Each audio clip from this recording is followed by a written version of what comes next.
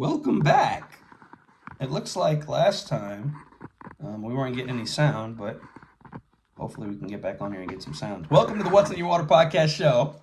I'm your host, William the Water Guy, and this is the space where we talk about water. Why do we got to do this? Because if you scroll through your social media feed right now, I'm willing to bet there's not a single person that's talking about water other than some chick that just found out that her Brita wasn't working as well as she thought it was or something like that. So this is the space and place where we talk about water. Do I like Brita filters? Not exactly. They've got all the stages of filtration in there, like carbon and resin and different things like that. It's just the amount of filtration that they've got in there is not compatible with how much contaminants you have in your tap water. So we test those all the time when I'm on the field, and they fail miserably. But this is the place and space where we talk about water. Why do we do that? We do it because you need to know and you need to be educated about what type of water you have coming through the home. I hope you guys can hear me. Right now the mic is saying that it's going, but my last broadcast didn't work. So hopefully this one is working. I'm gonna go quick. I only got a couple of minutes. I wasted all of my minutes just a minute ago on a no sound broadcast. So we're gonna redo this, and I'm gonna talk just briefly about well water. I was at a well house last night, and we tested the water, and it was hard, and there was no chemical additives. Now here's the thing that's cool about well water, and this is why I love it. I love it. When I was living in North Carolina with my grandmother, the water was so much better over there because it was well water than when we moved back to Tulsa. So I'm always going to be a proponent of well water because it's a more natural source of water. But here's the thing. When it comes to well water, there's no governing regulatory body that governs the water that you have. You're stuck with Mother Nature. And this is what I told the people last night. You're stuck with Mother Nature. You don't have anybody watching over that well. And it's not like you can just dig down there and take a look at what's going on with the aquifer. You can't. So you have no idea what's going on. So if you're on city water, you do have a regulatory body. Now you might be thinking, well, William, I don't like the water I got on city water. That's because of the additives. Chlorine, fluoride, chloramine compounds. They're adding to the water to make sure there's no bacteria. And it's the same type of thing we tell well owners. If you've got a well, you have to add chlorine to the well. Why? Because we don't want any bacteria to produce inside that well and hurt you. You've got to put some type of chemical in there, because if you don't, guess what? It's just not going to be good. So I was testing the well last night for the homeowners, and we were taking a look at it. And I thought it would be a great idea to talk about the differences between well and city water and what you can do if you've got a well to make sure that you and your family are protected. Here's the thing. When it comes to well water, if you're on a well, even if it's the coolest looking well ever, we don't know what contaminants that you might have in there. So the first thing we tell every well owner is you have to make sure that a UV ultraviolet light system is on your well. Why? It's either you're going to do the bleach once a month or you're going to put the UV on there, because bacteria takes 8 days to culture. So at any point, bacteria could show up in your well. Example of this, I have a client. He bought his house in the early 2000s.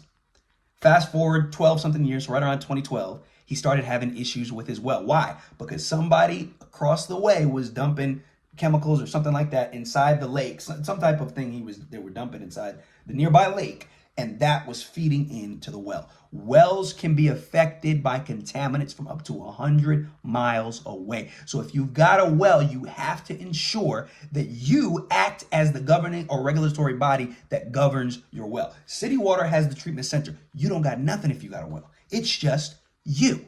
Now, when it comes down to the well, this is not one of those things that you can just have anybody do. The city don't just have anybody do it. They've got rules. They've got regulations. So when it comes to water, it's not like your carpet, which you can do by yourself. It's not like your sheetrock, which you can do by yourself. It's not like your bathroom, which this ain't a family project where you get all the kids enlisted and involved and they can just figure out what's going on with it. No. You got to have professionals come in and find out what's going on. And I'm not just trying to say that to plug myself. It's just the reality. Please hear me. If you have a well, don't try to do that by yourself. There's specific things that you have to do and steps you have to take to ensure. Now, you're in luck because this is the place and the space where you guys are going to get free information about how to treat and how to help your well. I don't even want to use the word treat because treatment means addition.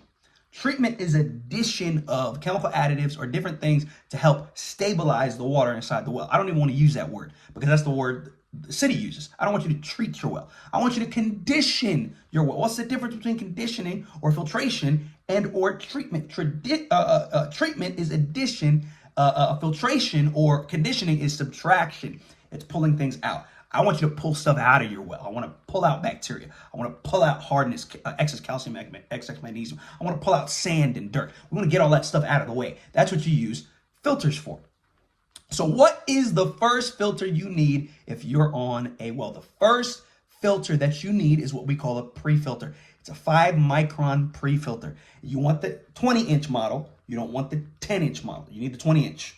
If you don't have the 20-inch, there might be more contaminants. You have to replace that filter a little bit more. So get the big boy model. That's step number 1. What's step number 2? You need filtration inside that well. What filtration are you talking about, William? Softeners and filters are the kind of filtrations that I'm talking about. Now, there's stages of filtration that are going to remove different contaminants, and there's softeners that mainly just remove excess calcium, excess magnesium, and stuff like that. You're going to need one of those. Actually, you're going to need both. Preferably, you're going to need them together. Well, William, don't they sell filters and softeners together? Yes and no. They sell a softener, and you can just check this out. You can look online. There's a reverse osmosis that you can put at your sink, and there's softeners that genuinely go inside the garage. Well, what's the difference between the two? One of them handles excess calcium and excess magnesium as far as the shower is concerned and laundry is concerned. The other one handles it as far as drinking is concerned. So excess contaminants that might exist other than calcium and magnesium, softeners do not handle. They don't handle them. So if you want extra filtration, you're going to need a system like a reverse osmosis. Now, do I personally, William the Water Guy, recommend reverse osmosis? I don't. The reason that I don't is because it removes all the minerals inside the water, not just the contaminants, all the minerals. So this is the thing. You might be thinking, well, then if I got a softener and then I got a filter, how in the world, if the filter doesn't keep all my minerals, how in the world do I have to add minerals back in? That is a way you can do it. There is what we call mineral reinjection that you can add in there. But that's not what I would necessarily recommend. Here's what I'd recommend. Softener, filter, together, that makes conditioning. And when you have those both in one tank, now you've removed all of the things you don't want in the well, and you've kept all of the things that you do want in the well. And that's what would be my recommendation. So you got the pre-filter, you have conditioner, and then the last thing you'd probably need is a ultraviolet light system. William, how do you know so much? This is what I do day in and day out, guys. This is what I recommended to people last night. UV, conditioner, pre-filter. Do everybody jump on what I got to show them? Not really. I had another guy last week at a well, and he jumped right on it. He was like, man, this is great. We gotta fix the well. We just have to. And so we were able to help him out. And so that being said, I just wanted to take a couple of minutes and talk about the difference between well water and city water. I don't have too much time because I got to head to another client today who's going to want to look at their water and stuff like that. But I wanted to take just a couple of minutes, and my first broadcast got messed up, but I wanted to take a couple of minutes and talk to you about the difference between well and city. So if you are on well, please hear me. You got to do something about the well. Nobody's helping you with the well. That's just the reality. And again, this is not one of those things you can just do by yourself and figure out. Can you, if you wanted to? You can, but there's some things that you need to. So take note of the things we talked about here today. Pre-filter, UV, conditioner. These are things that you're going to need when it comes to the well. Please don't do any type of well filtration without those three things: pre-filter, conditioner, UV system. Now, last thing before I log off. Last thing. How do you know that you're spending the right amount of money on this type of filtration? This is how you know. You don't break the bank. Now, what is breaking the bank in the water filtration game? $40,000. Don't do that. If you can keep below that number, you're A-okay. You don't want to spend too much money on this. But at the same time, this is not one of those things where you can even play around with it, even if it was a lot of money. Guys, this is water we're talking about. This is not carpet. This is not sheetrock. This is not bathroom remodel. This is not your roof. This is not solar. This is not any of that. This is water. You consume it. You cook with it. You shower in it. You brush your teeth with it.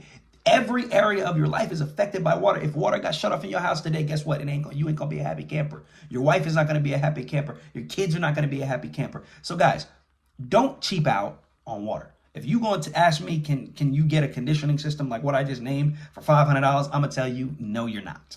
You can't. It can't happen. So please don't do this when it comes to water. You can cheap out on everything else. Don't cheap out on water. I've been William the Water Guy. You've been you.